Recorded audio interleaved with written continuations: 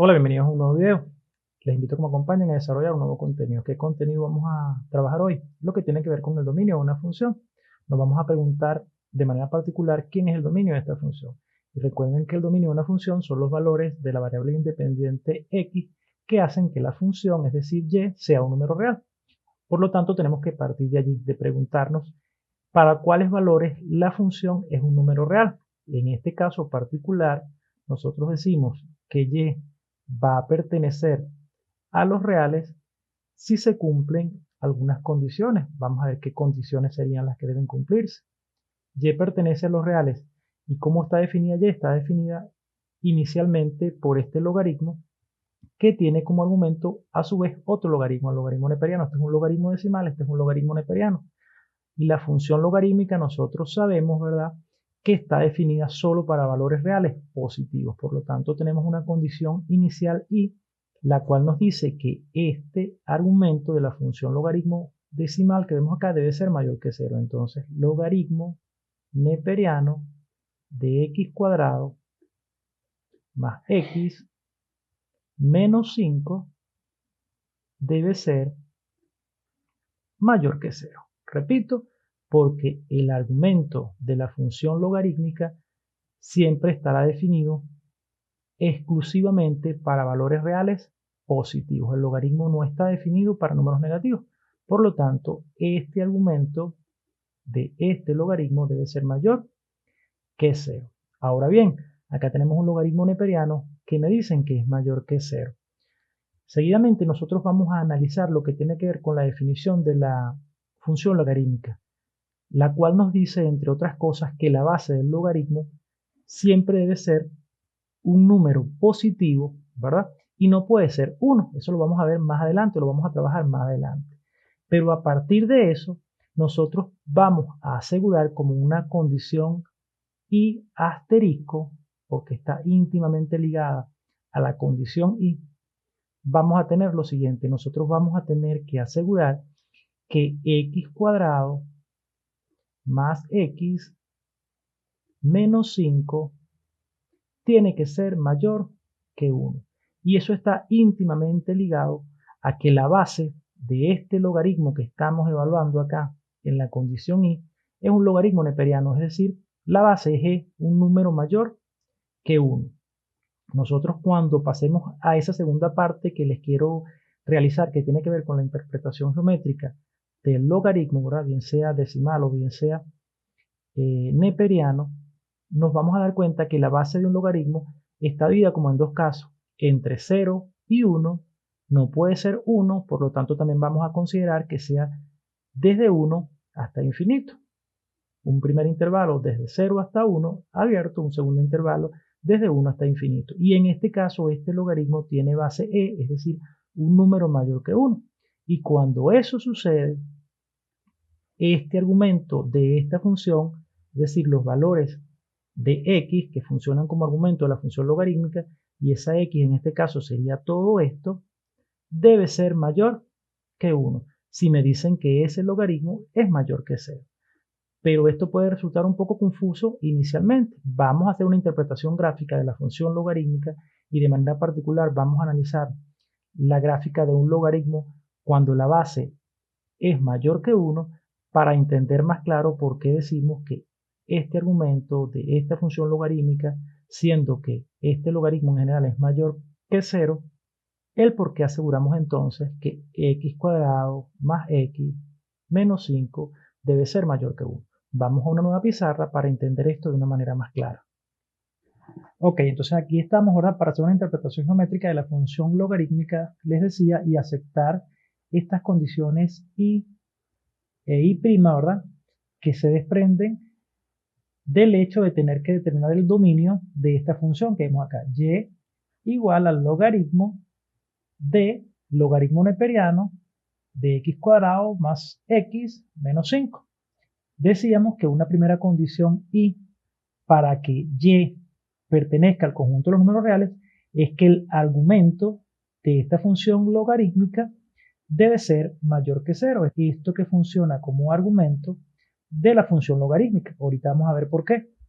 Y decíamos que teníamos una segunda condición y' que se desprende directamente de esta primera condición y, que al ser este logaritmo mayor que 0, necesariamente este trinomio que funciona como argumento de este logaritmo neperiano debe ser mayor que 1. Vamos a ver por qué. Inicialmente vamos a remitirnos a lo que es la definición del logaritmo. La función logaritmo base b de un cierto número x es igual a y si y solo si la base elevada al valor del logaritmo es igual a x, es decir, es igual al número al cual se le está buscando el logaritmo. Esto bajo dos condiciones. La primera es que b debe ser mayor que 0 y una segunda condición es que b no puede ser igual a 1. Evidentemente, si esto es una potencia, b no puede ser igual a 1 porque entonces todo se va a remitir a una igualdad 1 igual a 1, porque si la base vale 1 independientemente de lo que fuese el exponente, siempre vamos a obtener como resultado 1. Entonces la base del logaritmo siempre tiene que ser mayor que 0, distinto de 1. Entonces, partiendo de esta definición, si la base es positiva, es decir, mayor que 0, no importa el valor que tenga y, este resultado siempre va a ser un número positivo, siempre va a resultar un número positivo. Por lo tanto, x, que sería este valor que tenemos acá, el argumento de la función logarítmica, siempre va a resultar un número real positivo, dado que la base es positiva. Entonces esta potencia siempre va a resultar un número positivo, x siempre será mayor que 0. Por eso, si tenemos esta función definida por este logaritmo, entonces este argumento que viene dado por este logaritmo neperiano tendrá que ser mayor que 0, porque este logaritmo neperiano hace las veces del argumento de esta función logarítmica, es decir, hace las veces de esta x. ¿Ok? Ahora bien, sabiendo por qué este logaritmo neperiano debe ser mayor que 0, en vista de que funciona como argumento de este logaritmo decimal, pasaríamos a la condición y asterisco, que se desprende directamente de esto que vemos acá, ¿verdad? De la condición. Sin embargo, vamos a seguir analizando de manera particular lo que es el logaritmo decimal y el logaritmo neperiano. Partiendo de la definición, supónganse el logaritmo decimal, no colocamos la base y vamos a sobreentender que la base es 10. El logaritmo neperiano tampoco colocamos la base, pero en lugar de LG colocamos LN y vamos a entender que la base es el número Euler, ¿verdad? Que vale aproximadamente 272. Entonces, supónganse que vamos a buscar cuál es el logaritmo decimal de 10. Desconocemos eso y decimos que es y. Eso será cierto si y solo si la base, que es 10, elevado a lo que sería el valor del logaritmo, es decir, a y, debe ser igual a lo que es el argumento de la función logarítmica, en este caso igual a 10. Si tenemos que 10 a la y es igual a 10, entonces necesariamente y debe ser igual a 1. Ahora supónganse que buscamos el logaritmo neperiano de e, ¿verdad? Logaritmo neperiano de e, es decir, el argumento de la función está coincidiendo con la base. Entonces, aplicando la definición, el valor de ese logaritmo sería un cierto y, si y solo si la base, que es e, elevado a lo que sería el valor del logaritmo, es decir, a y, debe ser igual al argumento, que en este caso es e. Y si e a la y es igual a e, necesariamente y debe ser igual a 1. ¿Qué conclusión sacamos de acá? Que el logaritmo de la base, es decir, cuando la x que yo estoy evaluando, como el caso de este y como el caso de este 10, coincide con la base del logaritmo, el valor del logaritmo es 1. ¿Ok? Vamos ahora a las gráficas para ver esto de una manera más clara desde el punto de vista gráfico. Aquí tenemos la función logaritmo neperiano. Entonces, supónganse que vamos a evaluar esta función cuando x vale e, ¿verdad? Cuando x vale e, vale aproximadamente 272, es decir, vamos a darle acá un poco de zoom y vamos a movernos acá. Aproximadamente 272 estaría como por acá, ¿verdad? Y eso nos lleva, ya decíamos, cuando la base, que en este caso va a ser 272, coincide con el valor de la x que estoy evaluando, que en este caso sería 272, es decir, con el número e, entonces el valor de la función es 1. Y este valor que tenemos acá, el valor 1, 0, siempre va a existir en la función logarítmica. Porque cuando x, ¿verdad?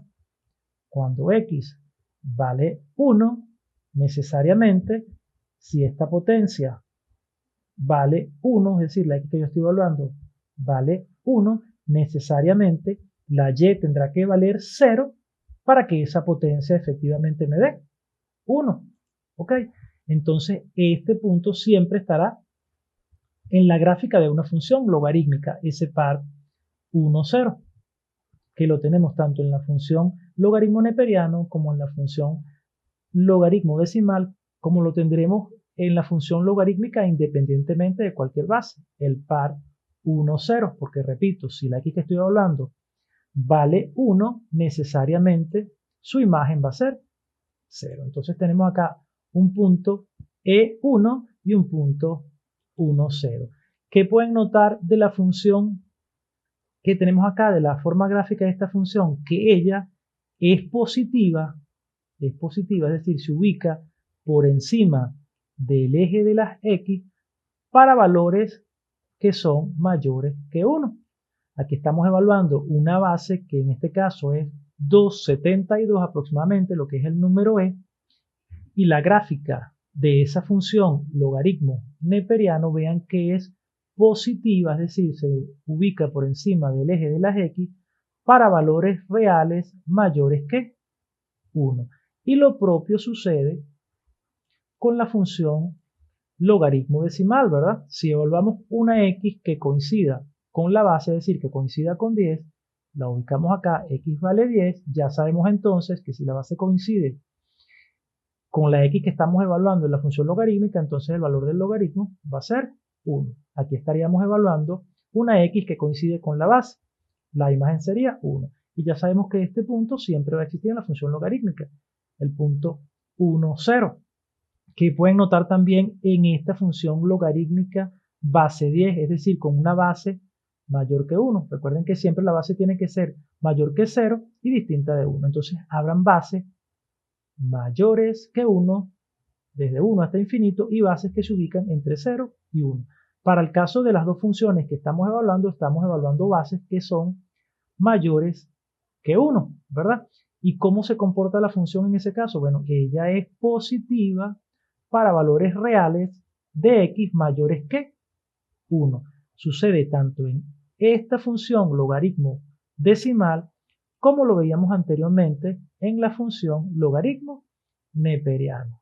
Esa función siempre se ubica por encima del eje de las x, es decir, es mayor que 0, cuando los valores reales de x son mayores que 1. Y por eso es entonces que afirmamos esta condición y asterisco.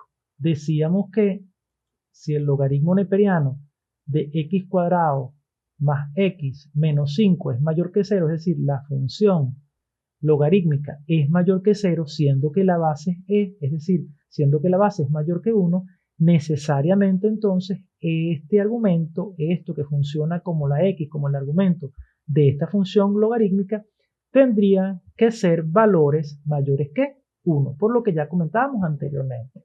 La curva se ubica por encima del eje de las x cuando la base es mayor que 1, solamente para aquellos casos cuando el argumento es mayor que 1. Entonces, este argumento necesariamente tendrá que ser mayor que 1. Bueno, amigos, entonces en este punto considero yo que está bastante fundamentado el por qué decimos que esto que está acá debe ser mayor que 0 y por qué decimos luego que este trinomio debe ser mayor que 1. Ya lo hemos comentado, ¿verdad? Creo que debe haber quedado bien claro. Si no, déjalo en la caja de comentarios tus dudas que pudieran tener todavía pendientes allí. Bueno, yo trataré de responderle a la brevedad posible. Pero entonces, bajo el supuesto de que todo haya sido entendido, vamos ahora sí a resolver esta inecuación, la cual nos dará la solución de manera explícita de lo que tiene que ver con el dominio de esta función. Entonces pasemos nuevamente a nuestro ejercicio. Ok, entonces estamos de vuelta en nuestro ejercicio. Decíamos que si vamos a determinar el dominio, ¿verdad?, de esta función, entonces deberían cumplirse dos condiciones esencialmente para que y pertenezca a los números reales. Recuerden que el dominio de una función son los valores de la variable independiente x, y esa x en este caso está dada por todo este argumento que vemos acá de este logaritmo decimal. Entonces, para que y pertenezca a los reales, debe cumplirse inicialmente que el logaritmo de este trinomio que está acá sea mayor que 0. ¿Por qué? Porque ya vimos en la parte gráfica y cuando analizamos la definición del logaritmo, que el logaritmo solamente está definido para números reales. Por lo tanto, todo esto que funciona como el argumento de este logaritmo decimal debe ser mayor que 0. Y al analizar esta condición y nos damos cuenta que este logaritmo neperiano, es decir, un logaritmo de base mayor que 1, es mayor que 0, y si eso es cierto, entonces debe suceder que el argumento, ¿verdad?, de este logaritmo debe ser mayor que 1. Les recuerdo lo que analizamos en la parte gráfica, que cuando un logaritmo de base mayor que 1 es mayor que 0, entonces los valores de las x que funcionan como el argumento de esa función necesariamente van a ser x mayores que 1. ¿Y quién es la x en este caso de este logaritmo? Este trinomio que vemos acá. Por lo tanto, este trinomio debe ser mayor que 1. Bueno, ya todo eso lo analizamos paso a paso en la parte gráfica, ¿verdad? Cuando analizamos también la definición del logaritmo. Ahora entonces vamos a resolver esta inecuación que de alguna manera es la que nos va a dar la solución del dominio de mi función. Entonces vamos a resolver esta inecuación diciendo que x cuadrado más x menos 5 debe ser mayor que 1. ¿Y qué es lo que debemos entonces inicialmente hacer para darle solución a esta inecuación? Bueno, vamos a sumarle menos 1 a cada uno de los miembros de esta desigualdad, es decir, x cuadrado más x menos 6 debe ser mayor que 0. Hemos sumado menos 1 acá y hemos sumado menos 1 acá. Menos 5 y menos 1 sería menos 6. 1 menos 1 sería 0. Entonces ahora este trinomio lo vamos a factorizar, ¿verdad?, en el producto de dos binomios, y esa factorización nos va a quedar de la siguiente manera. Colocamos más acá, que es el signo del segundo término del trinomio, luego vamos a multiplicar estos dos signos, más por menos menos, acá va la x. Como los signos son diferentes en los dos binomios, buscamos dos números que restados me den 1, que es el coeficiente de la x acá, a la 1, y multiplicados 6. En este caso esos números serían 3 y 2. 3 restado de 2 sería 1 y 3 por 2 sería 6. El mayor de los números va en el primer binomio. Si tienen dificultad con esta forma de factorización para este tipo de trinomios, abajo en la descripción te voy a dejar un video relativo a cómo factorizar este tipo de trinomio. Entonces tenemos que este producto debe ser mayor que 0. Recuerden que esto es totalmente equivalente al trinomio, solo que lo hemos escrito de una manera conveniente.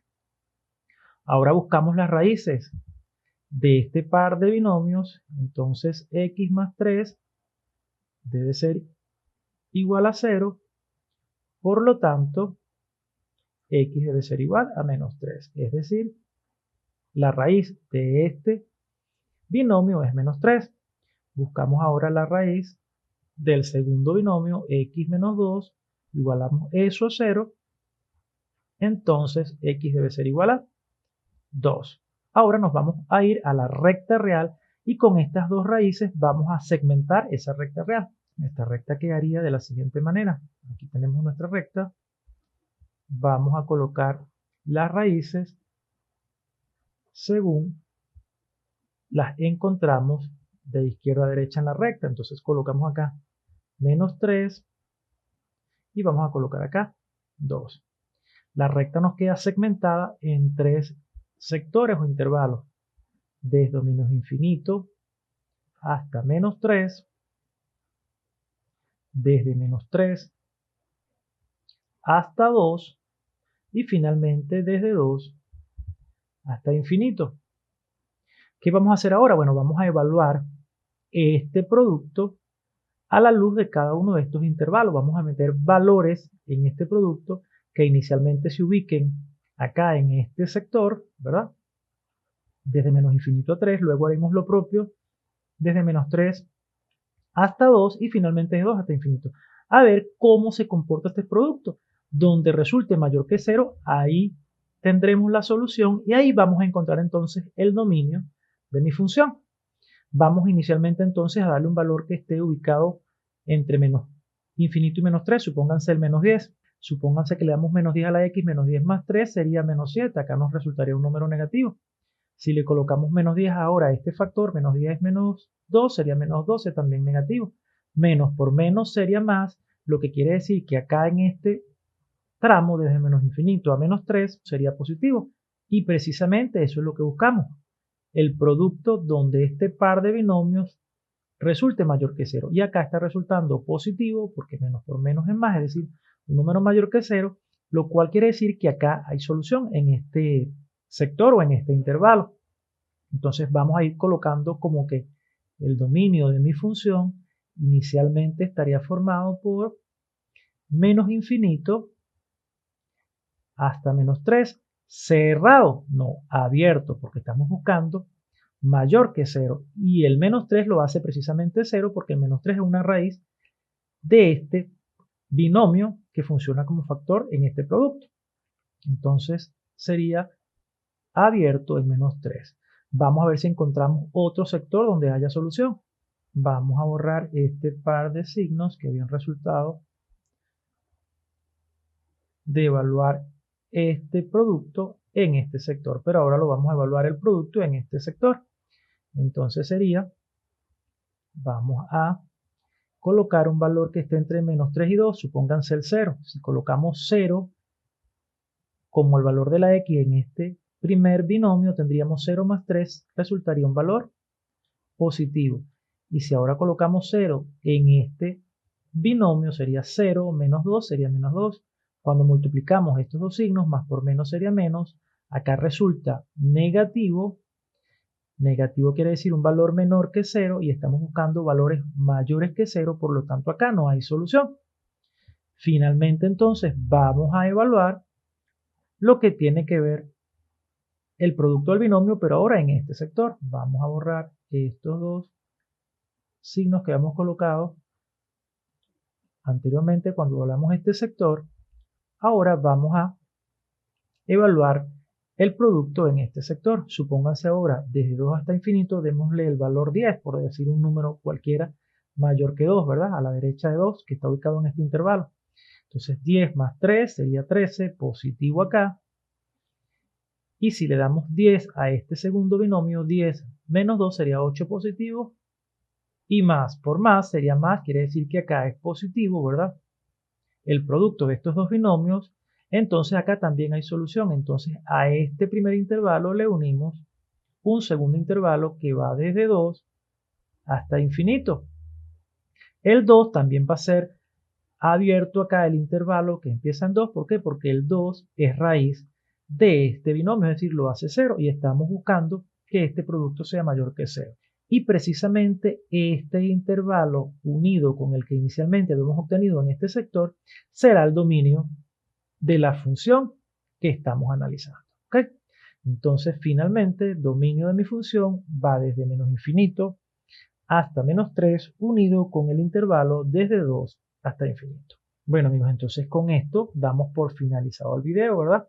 Espero que haya sido comprensible todo lo que hemos explicado hasta acá. Lo hemos hecho paso a paso, ¿verdad? Considerando que, bueno, muchas personas pudieran tener dificultad con este tipo de aspectos de la matemática, como es la determinación de un dominio de una función. Entonces, bajo el supuesto de que las personas pudieran tener problemas, lo hemos hecho paso a paso, repitiendo algunas cosas, quizás a veces exageradamente, pero pensando en que podamos prestarle ayuda pertinente a aquellos que pudieran tener esa dificultad que les estoy comentando. Bueno amigos, si les gustó el video, espero que me regalen un like. Y en líneas generales, si les gusta este tipo de contenido, suscríbanse a mi canal y activen la campana de notificaciones para que estén al tanto de todo lo que estemos llevando progresivamente al canal. No me queda más que darles las gracias por su atención, por haberme acompañado hasta el final del video. Nos vemos en una próxima oportunidad. Hasta luego.